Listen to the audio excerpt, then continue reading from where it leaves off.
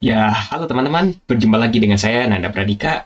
Kali ini dalam video ini akan membahas sedikit saja sebenarnya, sesuai dengan judul gitu ya, yaitu Selamat Tinggal 32 Bit.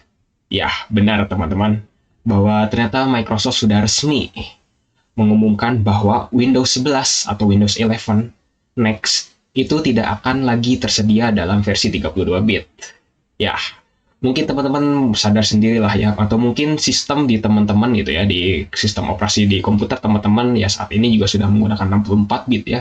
Mungkin saat ini ada berapa orang sih, segelintir orang, berapa persen gitu ya kira-kira yang masih menggunakan 32 bit gitu ya. Karena mungkin kita tahu sendiri lah ya bahwa 32 bit ini compatibility terhadap dukungan maksimal RAM-nya itu sangat kecil sekali, terus kompatibilitas aplikasinya juga sangat sedikit dan lain sebagainya gitu. Nah, mungkin teman-teman bisa lihat gitu ya, bahwa ternyata Windows 11 ini memang sudah mendukung 64 bit saja, tidak 32 bit. Ini mungkin bisa dilihat dari sini ya teman-teman ya. Mungkin teman-teman ngelihat dari ini ya, sistem propertiesnya gitu ya, dari about-nya. Di sini 64 bit. Ingat ya, saat saya menginstal waktu kemarin di Windows 11, itu tidak ada sama sekali pilihan 32 bit atau 64 bit. X86 atau X64 itu tidak ada sama sekali. Tapi di sini hanya ada versi-versinya, yaitu versi Pro atau versi Home dan lain sebagainya. Dan tidak ada versi 32 bit sama sekali, teman-teman. Jadi, memang bisa dikatakan bahwa Windows 11 ini, the next, tidak akan ada versi 32 bitnya, seperti itu. Dan juga dilansir dari web dari Microsoft-nya langsung ya, di sini. Dari software requirement dan hardware requirement-nya, itu dikatakan bahwa prosesor minimal harus memiliki 2 core, itu minimal, dan juga kompatibilitas terhadap 64 bit prosesor. Tidak seperti di Windows sebelumnya gitu ya, terutama di Windows 10 dan yang ke bawahnya itu.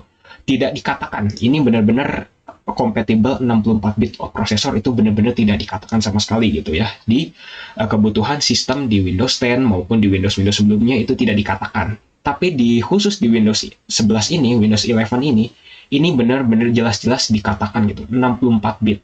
Sehingga sudah dikatakan bahwa Microsoft ingin melihat ke depan gitu, bahwa 32 bit ini sudah tidak berfungsi lagi, sudah harus ditinggalkan gitu ya. Kita harus mulai beralih ke 64 bit. Ya sama halnya seperti Linux, seperti apalagi seperti Macintosh, itu semua sudah menggunakan 64 bit. Tidak ada yang namanya 32 bit. Jadi Microsoft ingin meninggalkan 32 bit gitu ya, seperti itu. Di sini juga RAM-nya minimal dikatakan 4 GB.